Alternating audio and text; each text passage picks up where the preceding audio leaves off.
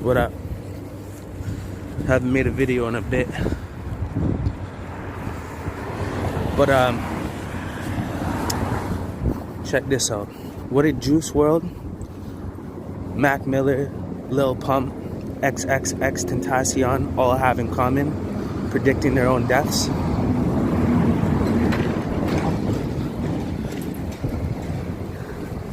Yo, take this in, bro, because it's not something that you guys don't already know, but it's just crazy to really take a step back and think about how real this really is. And now it's at a point where it's so clear, it's so visible, you know what I mean, that it, you know, it kind of hits you as a full-out reality, you know. It's like, I was just listening to Juice WRLD's album, the last one that he made, bro.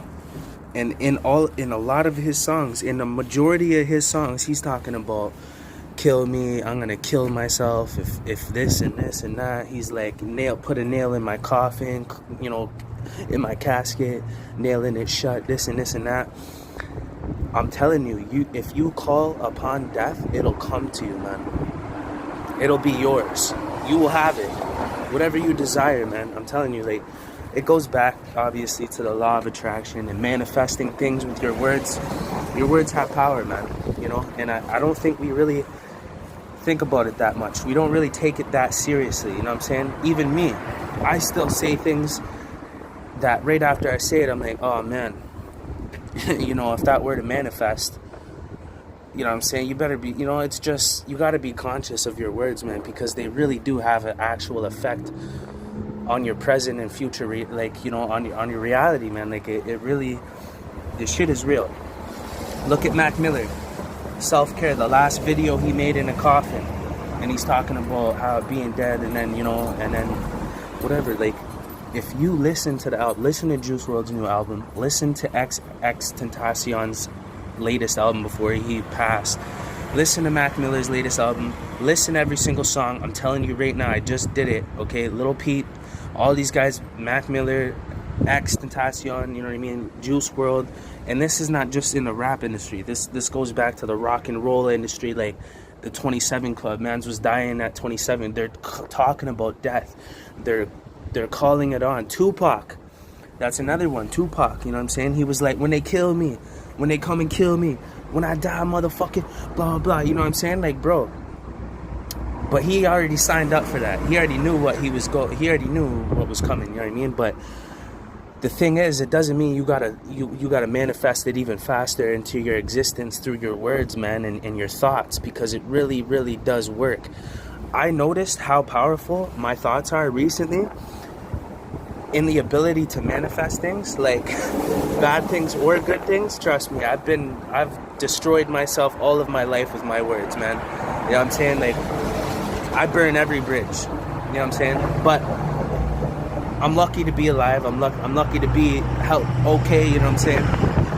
But the thing is, now that I'm almost 30 years old, I'm conscious now about what I think, what I allow to manifest in my head and come out of my mouth, because I've said things and them happen right after I said it, you know what I'm saying?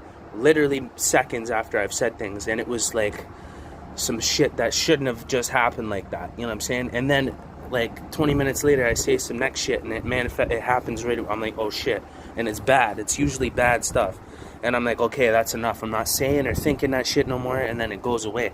But every time I start talking and thinking and saying shit, it starts appearing in front of my face, like almost instantaneously. You know what I'm saying? Because the more you practice this, the more you understand that this is real and real power that you can really tap into and manipulate for your well-being or for your demise, you know what I'm saying?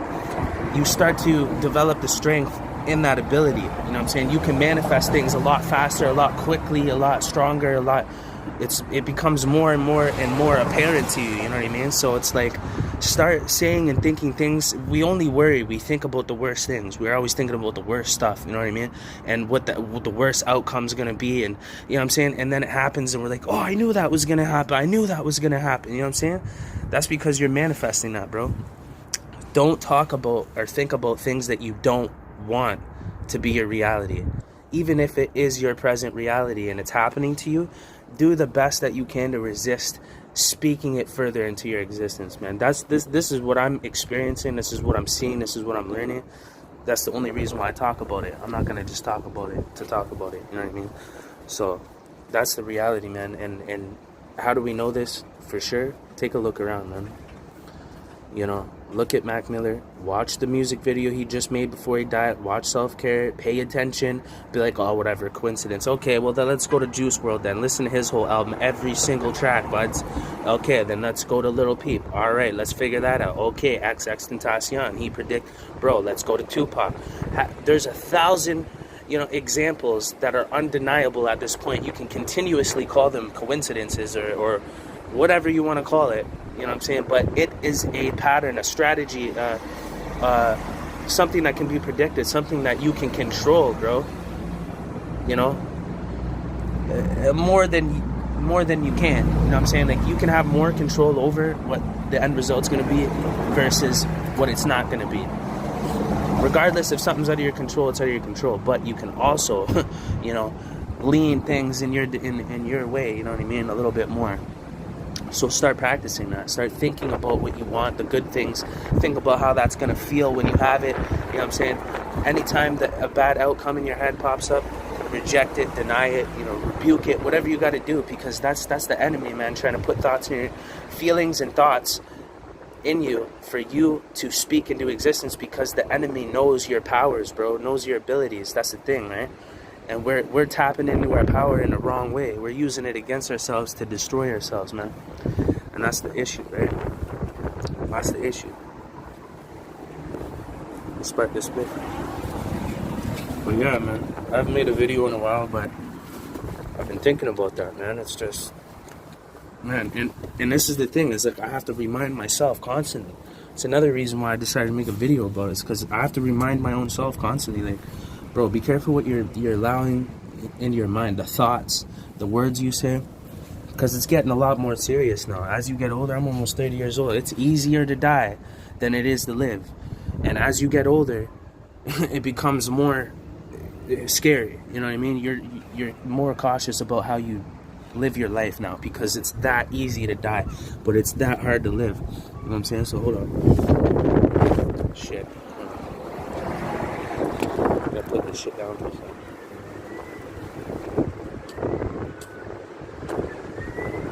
Fuck.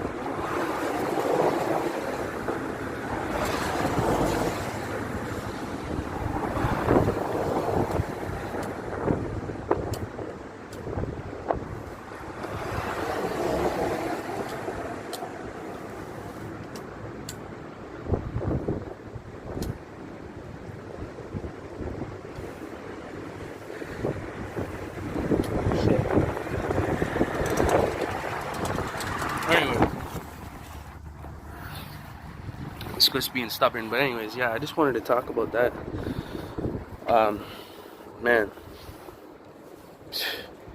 shit is getting crazy, bro, and the times are different. The age is different. Things are different. Energy is different. So what didn't work before might work now. What worked before it might not work now. Whatever, you know what I mean? Like, there's things that we can't see that are going on, man, and you just got to be aware of that. That's all I'm saying, man. Straight up. That's how you stay resilient. Even when you got everybody against you and people wishing on your downfall, you know what I'm saying? Hoping that you die. Wishing for your self-destruct. Wishing for your demise. You know, helping you contribute to that shit. Bro, you think it's fucking easy?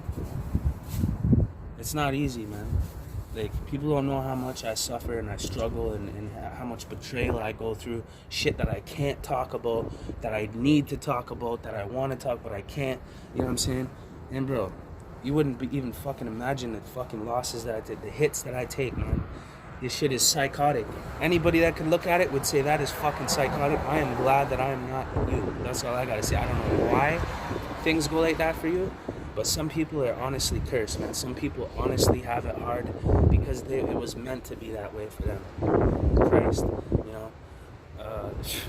there's lots of, people that gotta do extra, people have different missions in life. You might be an average fucking civilian. You might and that might be your destiny. So what? So be it. Nothing wrong with that. You know what I'm saying? But then there's people like Tupac, there's people like Martin Luther King, JFK, there's people like, you know what I mean, whatever, revolutionary type individuals that have more of a mission and purpose than the average civilian. You know what I'm saying? So,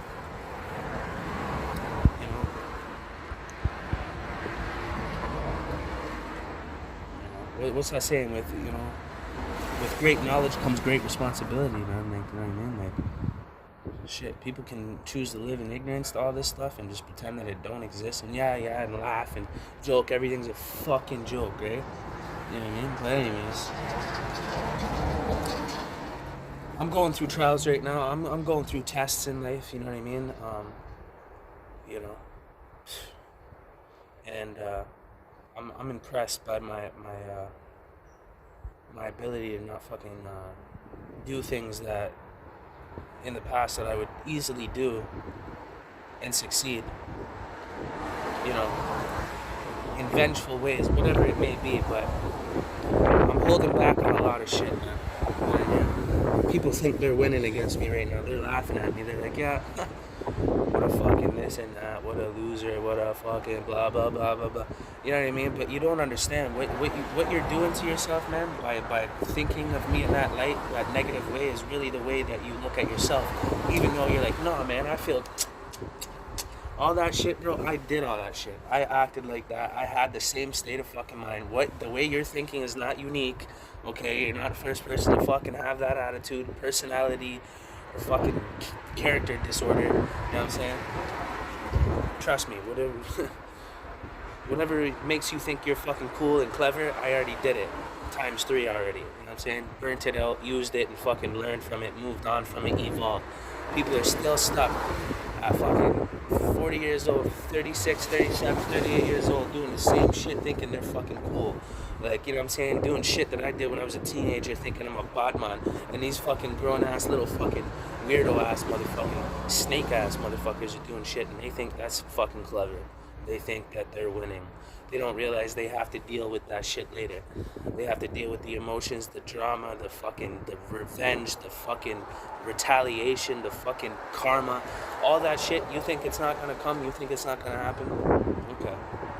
So did I. I was the fucking most convinced motherfucker. Like, what is anybody gonna do to me?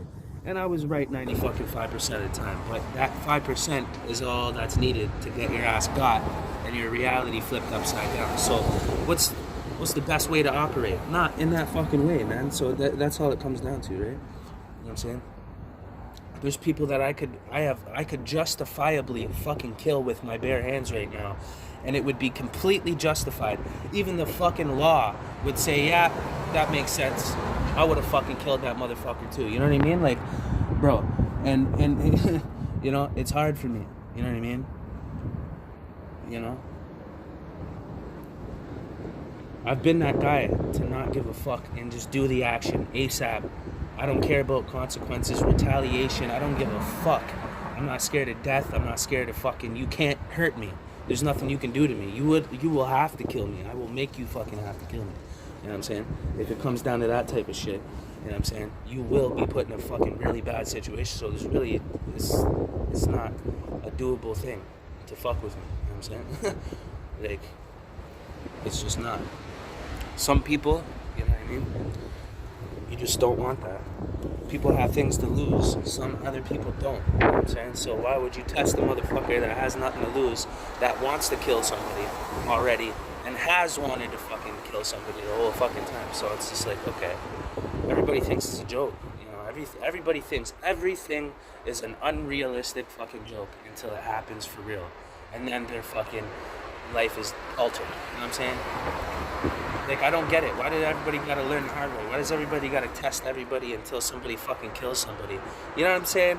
Why do you gotta pick on that fucking kid until he fucking has to stab you and kill you, you stupid motherfucker? Like, you know what I'm saying? Like, simple shit like that. I've been to jail and been in the court cells with a fucking a kid that I would just one punch through a fucking wall, and then he would go through another wall, and then fucking bounce off that wall. Like, you know what I'm saying? Like, but this kid had enough, and he fucking stabbed somebody and fucking killed them. Somebody that was like 10 times bigger than them, that would have fucking done worse than what I would have done to them. Like, you know what I mean? So you gotta learn from the shit. And if you've never been in a court cell or been in jail to fucking see a kid that is in for a first degree fucking, you know, murder charge that looks like a piece of paper that would just, you know, you just toss off and it would fly forever. Yeah.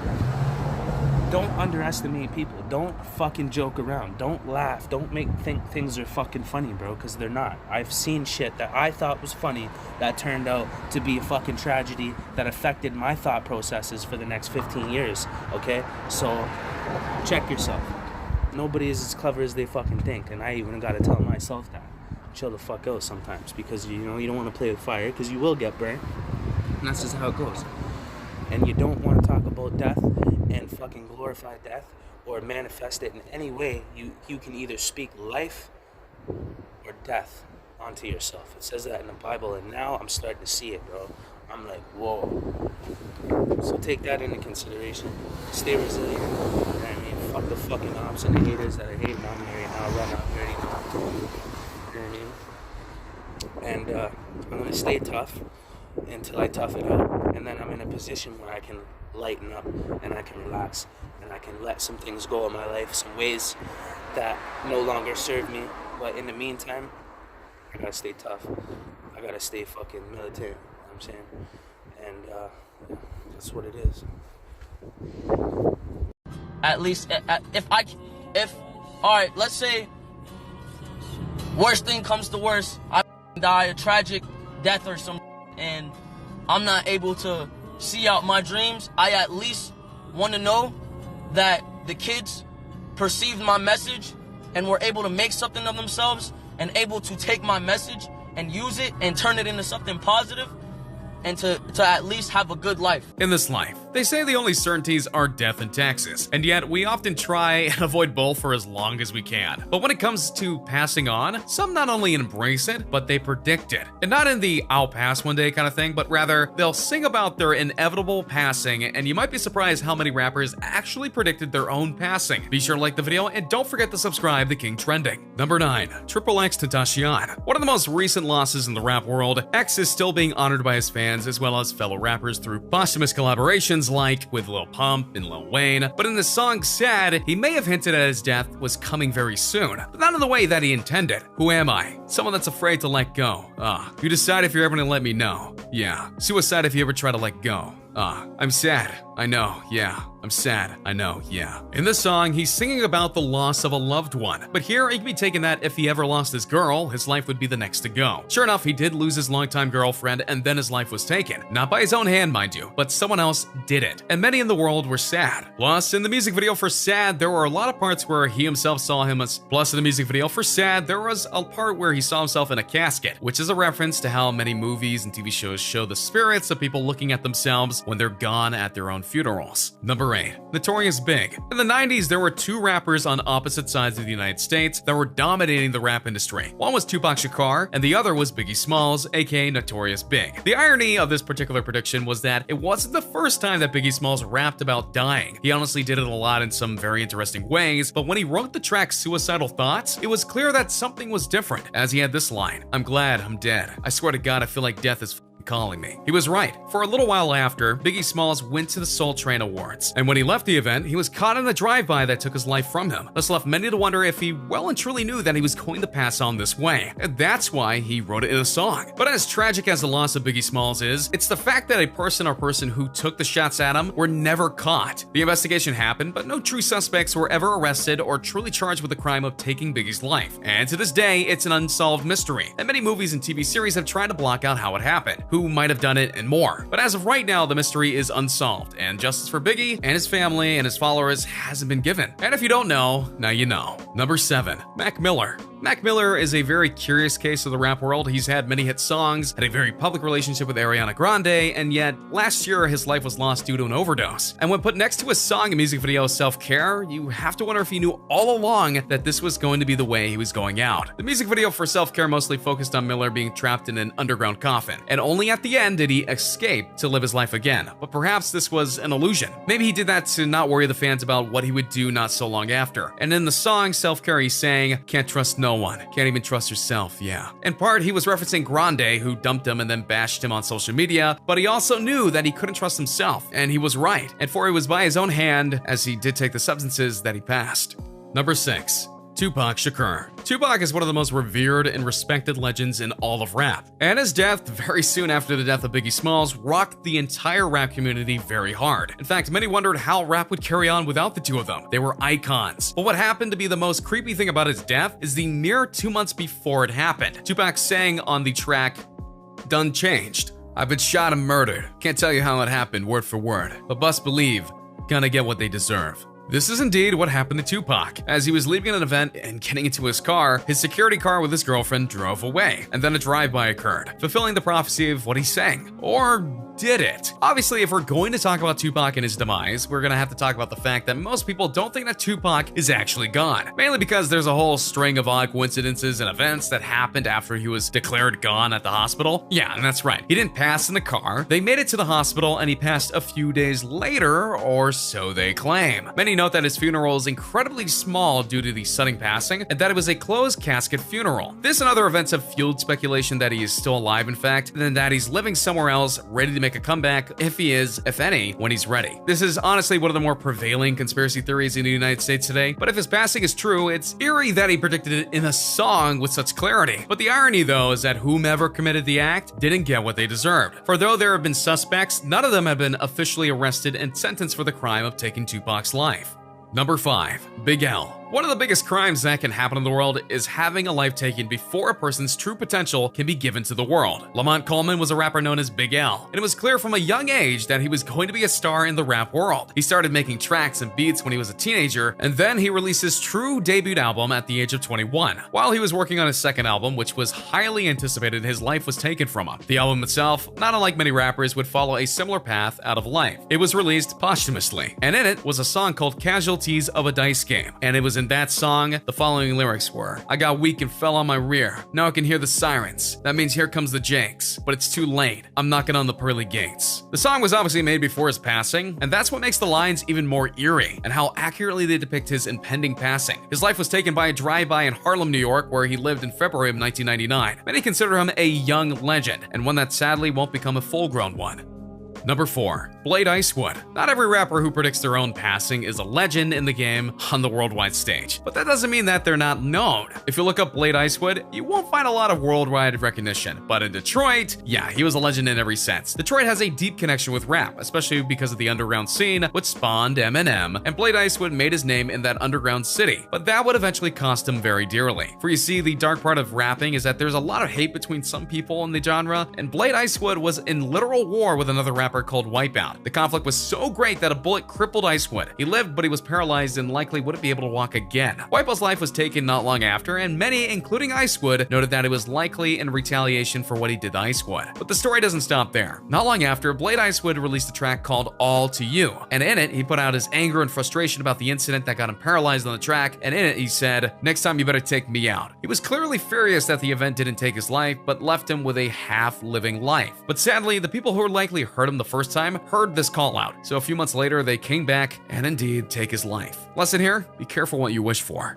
Number 3. Proof. How's this for a very odd set of circumstances? There was a Detroit rapper named Proof, and his life was taken from him in 2006. But it wasn't just the rapper who sang about his own passing. 2 other rappers did as well. One was a group by the name of D12, and then the legend himself, Eminem, sang a song about Proof passing. The first drop of the notion came during a collaboration between D12 and Proof called 40 Ounce. During Proof's lines, he talks about getting into a fight in a club, and then his life being taken as a result. Pretty harmless, right? Especially when it was just 2 years before Proof's passing. But then what 1 year later, Eminem came out with a song called Toy Soldiers. And in the music video for the track, a friend of Eminem's is taken out in a drive-by, and Eminem can't do anything but watch. One of the lyrics that predicted the death was, "I'm in the club to beef. You gotta murder me there." Sure enough, proof was taken by a drive-by in front of a Detroit club in 2006. Coincidence, irony, fate, or something more? Yeah, you gotta tell me in the comments down below. Number 2. Shanks Drugs. French Montana is doing very well by himself in the rap game and other business ventures, but he did once ride with a crew called the Coke Boys, and one of the people in that crew was a man/rapper named Shanks Drugs. And while he was associated with French Montana, he was earning his own name in the world because of his songs and their content. A lot of his tracks were about hardships that he had suffered, such as growing up in the very rough Queens of New York City. But one of the biggest things he did was make a song called Maybe, where he vented about the rough lifestyle that his friend had lived, which was very similar to his own, and his friend had taken his life. He poured all his emotion into that song and sang, "Certain things in life just go unexplained. Death's a sure thing. Kids left to hold your name. This is for my homies on the other side. We see you short, but try hard not to fuck up my stride. Shiesty won't fuck up my high. Put the key in the ignition and jump in the ride. Just trying to find a peace of mind. This nasty, trying to take a piece of mine." All of this clearly screamed that he felt he would be going on to the next life himself soon, and that in 2015, that promise came true. Number 1. Dolla. Another rapper that was gone too soon, Dolla had his life taken before he could ever release his first true album. Even though he never released it when he was alive, the tracks were eventually released, including the track Georgia Nights about his life in Atlanta and the life he had there. And the track he sang about how his fate was likely already sealed. Waking up in cold sweats having dreams of going out with a bang. My papa died by a gun. I'll die by the gun. And if I ever have a son, he'll probably die by the same. They